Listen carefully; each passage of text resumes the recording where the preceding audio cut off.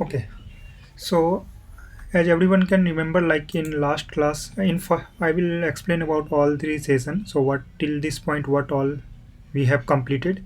So in first session, we gone through basic of this integration technology, like what is integration technology and what is MuleSoft.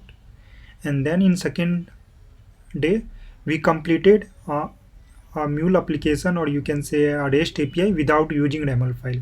Okay, but if you go or in if you will work in any project, then you must need to create YAML file before creating any REST application. Okay, but I created to make a better understanding, since if you create any application using YAML file, by default it will create many component. Okay, so if first time we will not see everything by scratch, then it will be difficult to understand like what all components do. Okay, so in day 2 I configured everything from scratch, so you will have better understanding now. In day 3 we completed YAML part, so we created very basic YAML. So where you can see that YAML, so if you will log in using your account, then you need to go inside Design Center. Okay,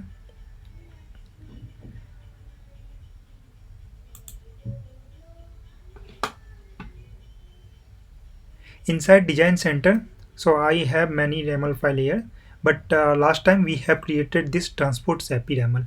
Okay, so if I click on this,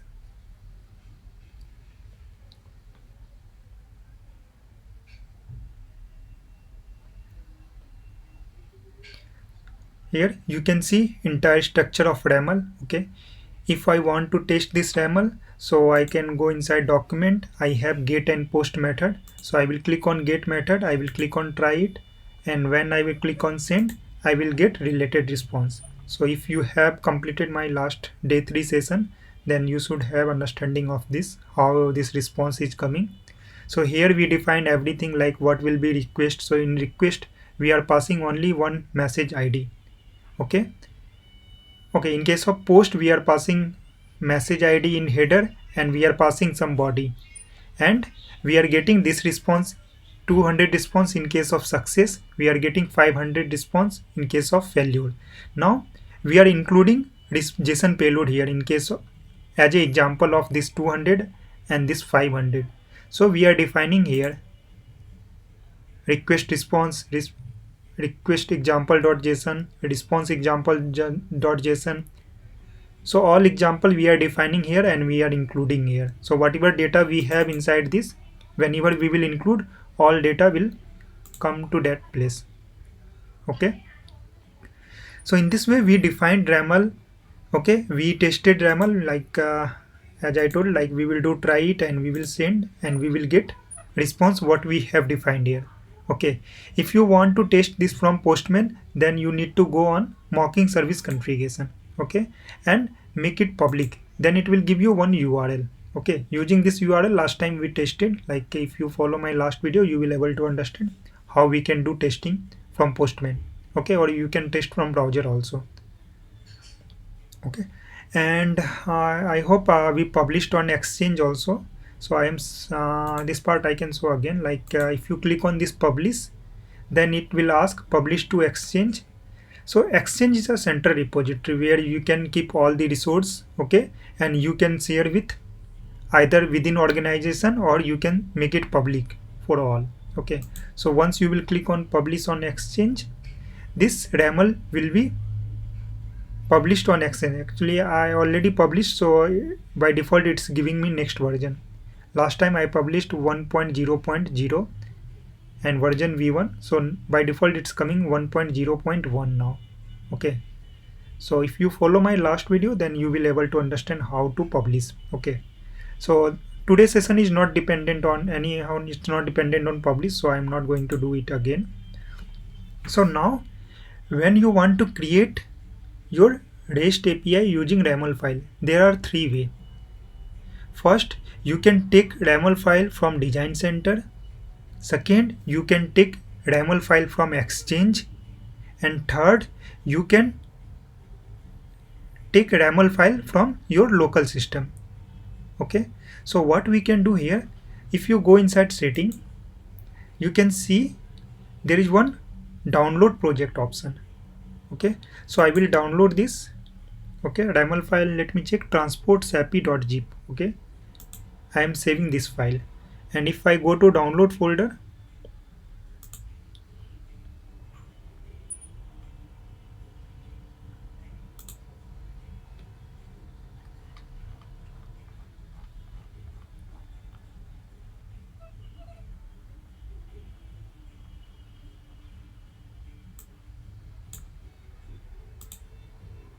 okay, so you can see here we have transport sapi.zip file.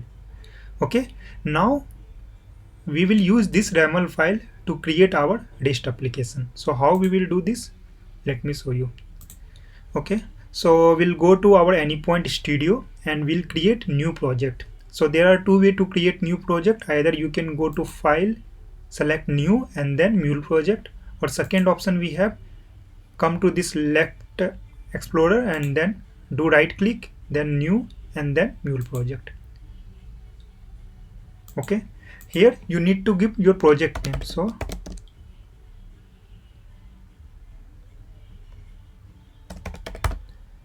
transport API, I'm giving name as a transport API.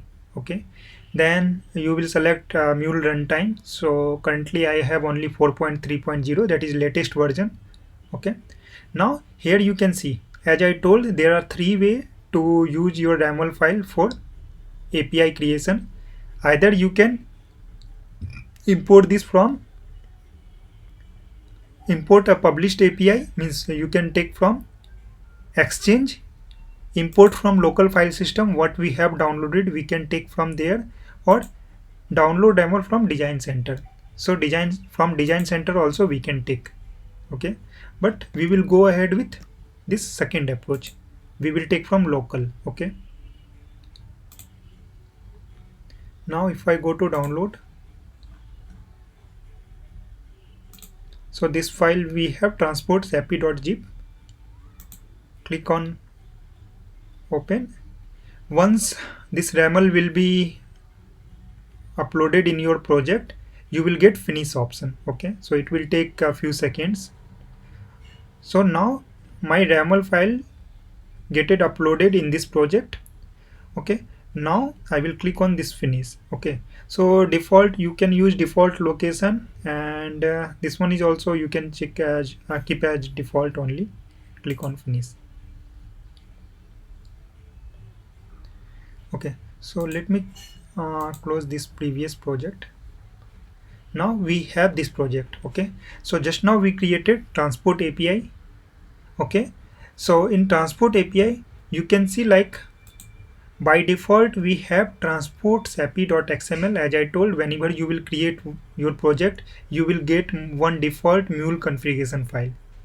But in previous case, if you can remember, like in day 2 when we created Mule application, my this file was empty. But now if you see here, you can see like we have some predefined flow. Okay, so what is this predefined flow? Actually, since we created our YAML file and we have defined some operation, request, response, everything we defined, so based on that YAML file my application will create this flow. Okay, so in this flow there will be one HTTP listener. Since our API is REST API, so by default it will create one source system as a HTTP listener. Okay, so we need not require to drag and drop, and we need to configure. By default it will create HTTP listener. Same configuration what we did in day 2. You can see like all configuration already completed here.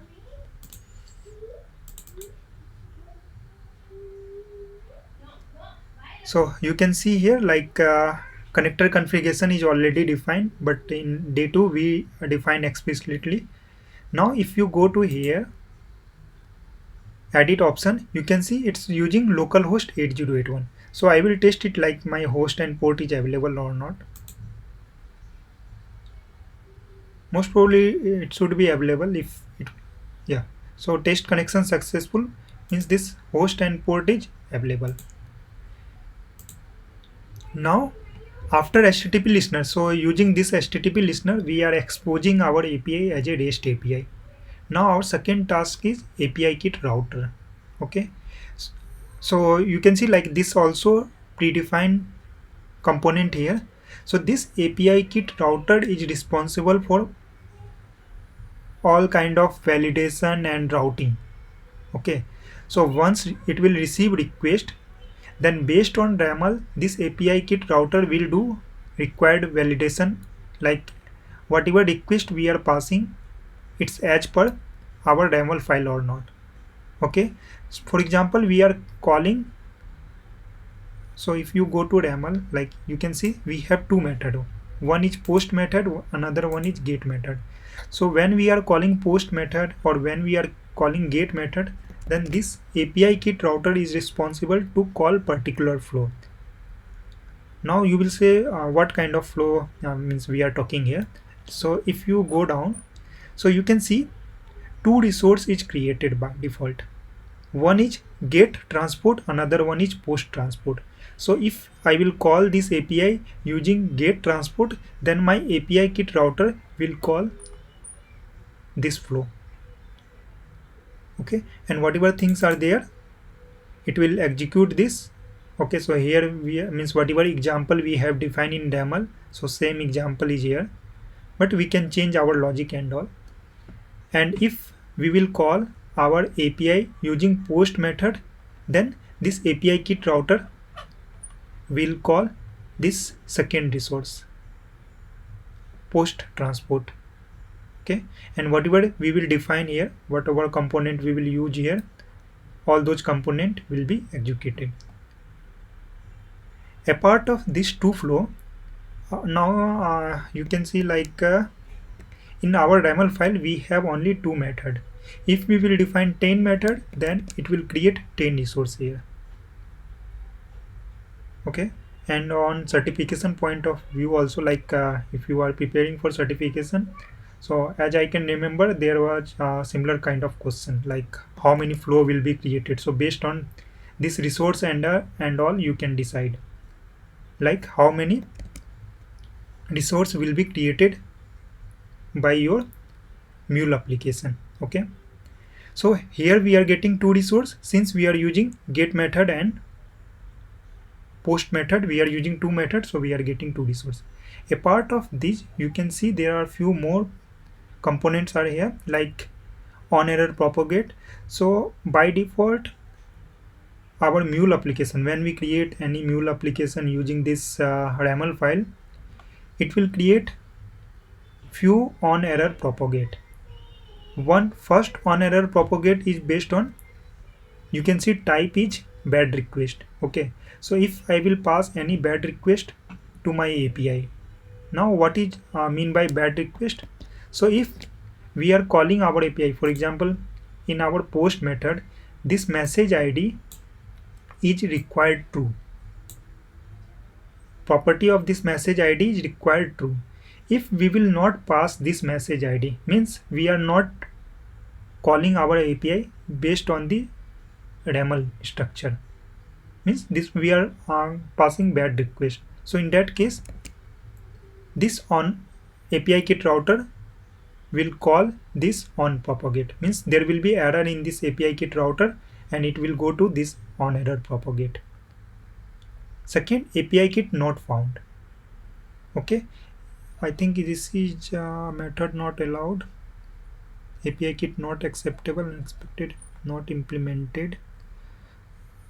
Okay, so not found, actually I think yeah, in case of like we haven't defined any resource and we are calling that resource. For example, we in this example we have resource transport and we are calling some other resource. In that case, this error handler, means on error propagate, will catch that error. Okay, so again we will have error in this part and this error on error propagate will catch that error.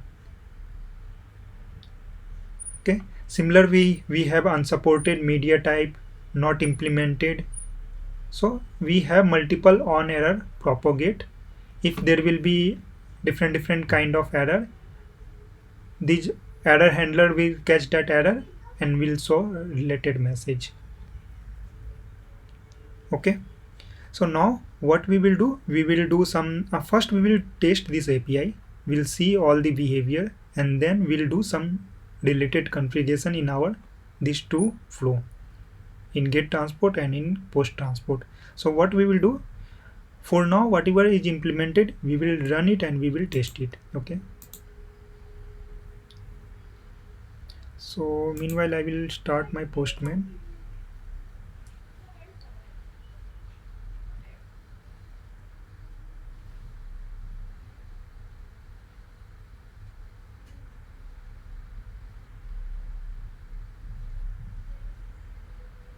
Okay,